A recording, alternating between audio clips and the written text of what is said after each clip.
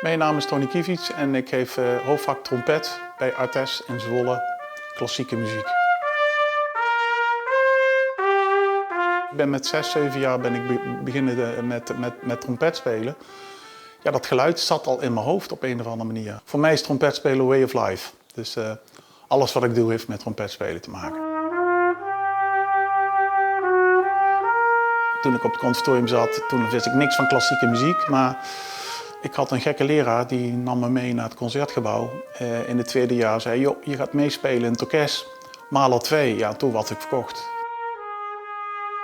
Je moet je ambacht wel goed leren, dus daar is wel een leerlijn in van basics, basistechnieken, repertoirekennis.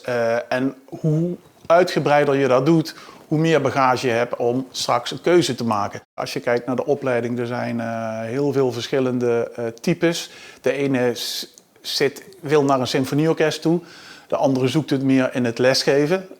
Dat is ook belangrijk. Sommigen maken een combi. Sommigen doen alle stijlen van alles wat. Hè? Dus die doen ook iets van jazz en pop erbij, wat bij Artes ook heel goed te combineren valt als minor. Maar ze moeten wel zelf de keuze maken. Ga niks opleggen of zo. Het is wel zo dat je zelf moet kijken van wat ligt me, wat is mijn rol.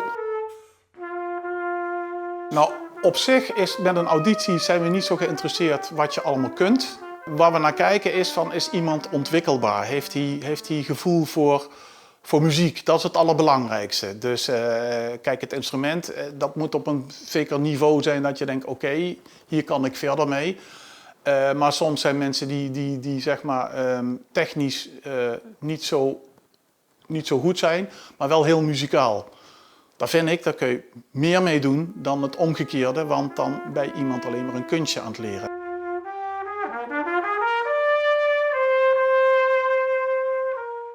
We zijn ook erg gericht op educatie, vinden we heel belangrijk. Als ze het werkveld ingaan, dat ze weten waar ze aan beginnen. Ja, dat is eigenlijk wel, vind ik wel het zwaartepunt hier in Zwolle. En we hebben natuurlijk ook de heterogene groepslessen met koper, dus het is niet hokjes. Dus het is een rijk aanbod.